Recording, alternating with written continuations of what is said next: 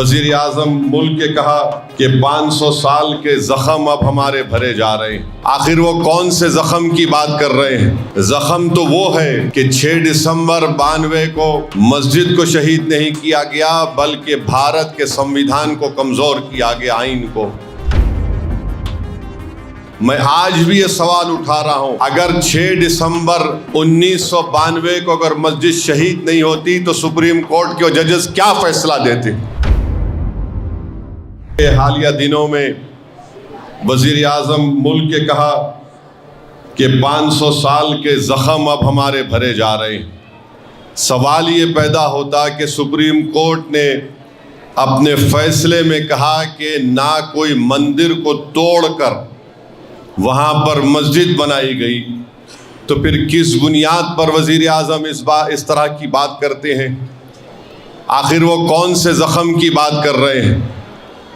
زخم تو وہ ہے کہ 6 دسمبر 92 کو مسجد کو شہید نہیں کیا گیا بلکہ بھارت کے سنویدھان کو کمزور کیا گیا، آئین کو، رول آف لا کو کمزور کیا گیا، اس کو زخم دیا گیا، اور آج وزیر اعظم اس طرح کی بات کرتے ہیں۔ میرے عزیز دوستوں اور بزرگوں، تکلیف اس بات سے بھی ہوتی ہے کہ سپریم کورٹ کے ایک جج جو اس بینچ پر بیٹھ کر ججمنٹ لکھے، ریٹائرمنٹ کے بعد انٹرویو میں کہتے ہیں کہ جو مندر کو توڑ کر مسجد بنائی گئی وہ خود غلط تھا۔ ارے آپ جب جج تھے، آپ نے فیصلہ لکھا، جب آپ کو خیال نہیں آیا، آپ نے اپنے فیصلے میں لکھا کہ مندر کو توڑ کر مسجد نہیں بنائی گئی تھی، اور مسجد اور مندر کے درمیان میں جو کتنا ایک زیادہ لمبا عرصہ تھا، مگر ریٹائرمنٹ کے بعد جج صاحب جج نہیں رہے تو ان کی زبان آزاد ہو گئی۔ مگر جب آپ کے ہاتھ میں قلم تھا تو آپ نے کیا لکھا؟ آپ نے لکھا کہ مندر کو توڑ کر مسجد نہیں بنائی گئی تھی۔